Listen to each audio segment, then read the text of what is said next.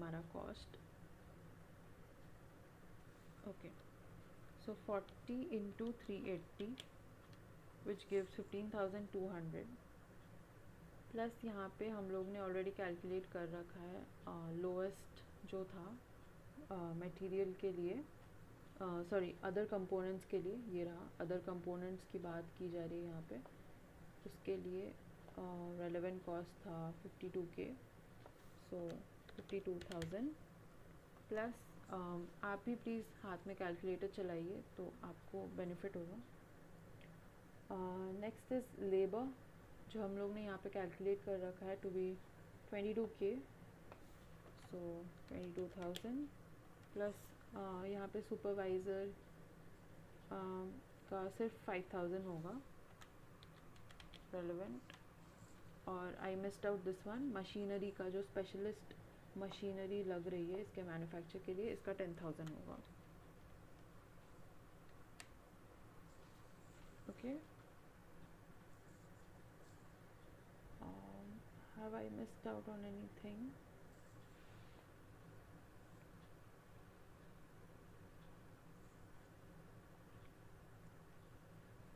Okay, और एक यहाँ पे लिखा हुआ है operating cost of this machinery paid by AUS whether it hires the machinery और बाइज इट वुड कॉस्ट 12,000. अब ये in respect of the new contract लिखा हुआ है, तो ये स्पेसिफिकली ये कॉन्ट्रैक्ट के लिए ही इनकर कर रहे हैं हम लोग. Hence this is a relevant cost. आपको मशीनरी भी चाहिए उसको मैन्युफैक्चर करने के लिए, और वेदर आप मशीनरी हायर करो या आप ख़रीदो, डजेंट मैटर, आपको ये एक्स्ट्रा कॉस्ट सिर्फ ये कॉन्ट्रैक्ट के लिए इनकर करनी ही पड़ेगी. Hence this is also relevant cost and you add 12,000 rupees with that. So total आपका रेलेवेंट कॉस्ट आ रहा है 11,000, सॉरी 1,16,200.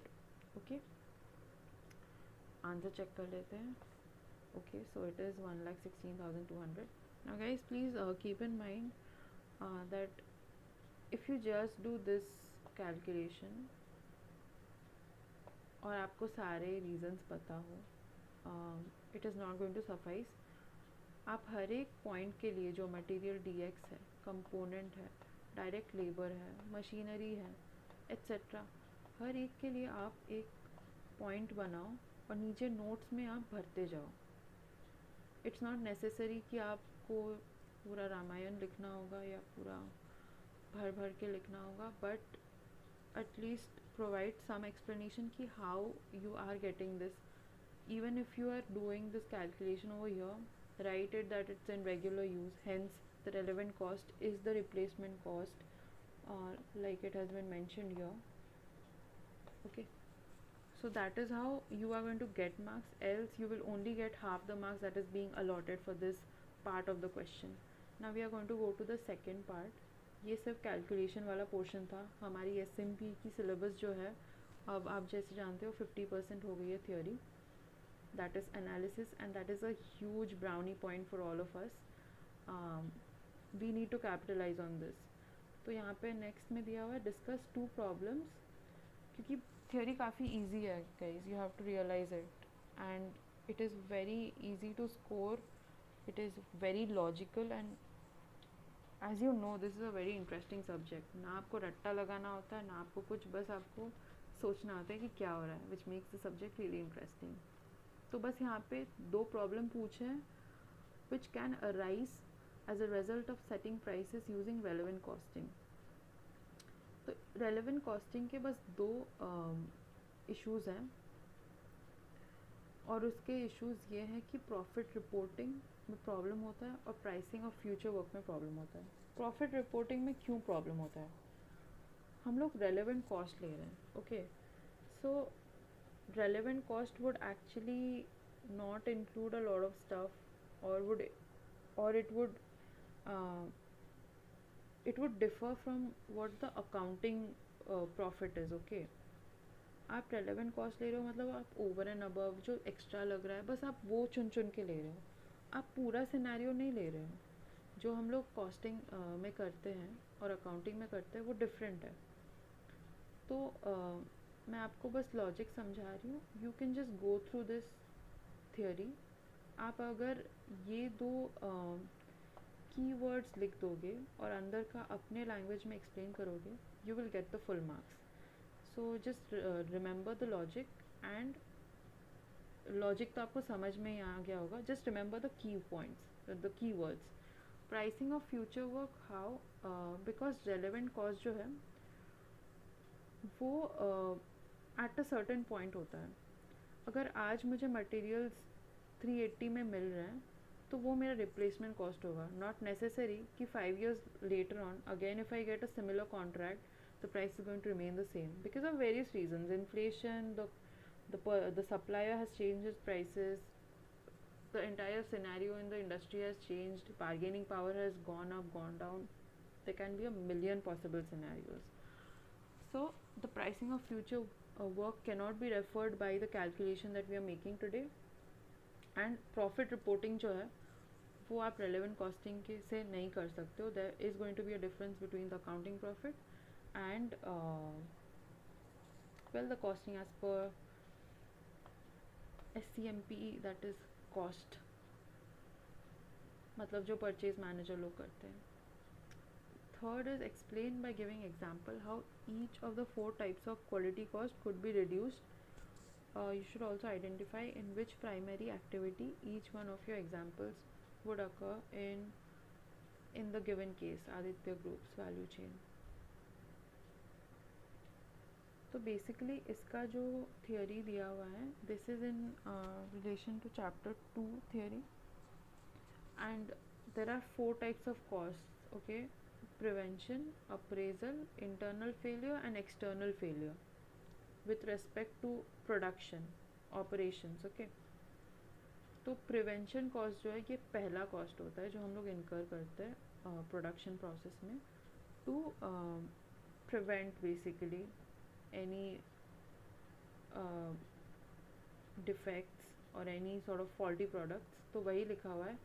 प्रिवेंशन आप ऑपरेशंस के टाइम पे यूज़ करते हो, और preventive maintenance is checking, calibrating machinery to reduce faulty products being produced और रिड्यूस गारंटी क्लेम्स जो कि बाद में कस्टमर लोग आके आपसे मांग सकते हैं. That is number 1 prevention cost. Next is appraisal cost. Appraisal cost is inbound logistics से रिलेटेड होता है, और this one is incurred to reduce costs on incoming inspections by building close links with suppliers.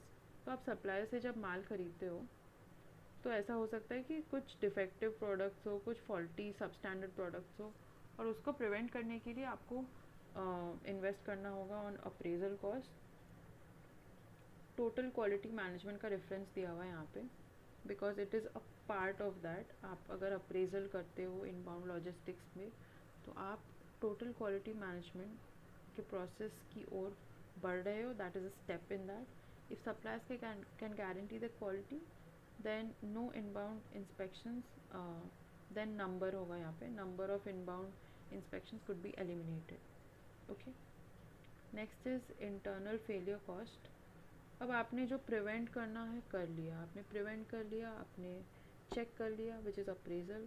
अब हो रहा है internal failure. इसके बाद भी अगर फेलियर हो रहा है तो उस पर आप कॉस्ट इनकर करो बाय ट्रेनिंग एम्प्लॉयज़,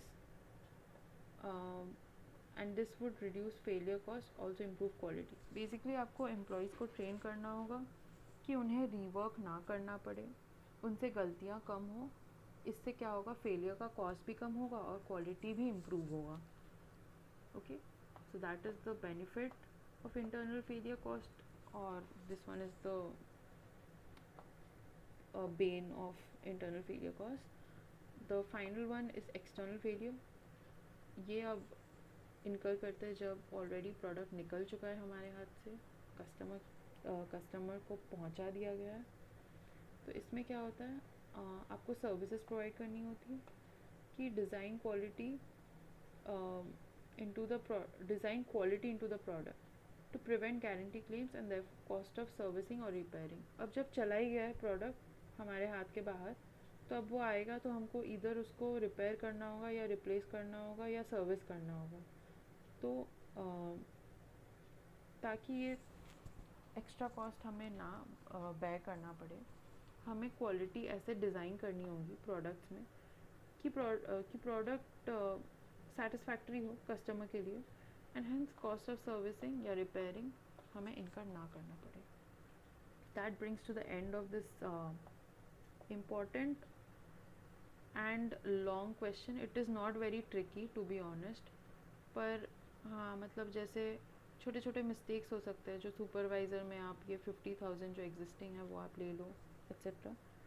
तो ये this one is a very good sum for basically revising all the concepts, and this is also a probable sum that could come for exam, that could be asked in the exam. So thank you guys. If you have any other questions that आप जिसमें problem face कर रहे हो, do let me know, and yeah, have a great day ahead.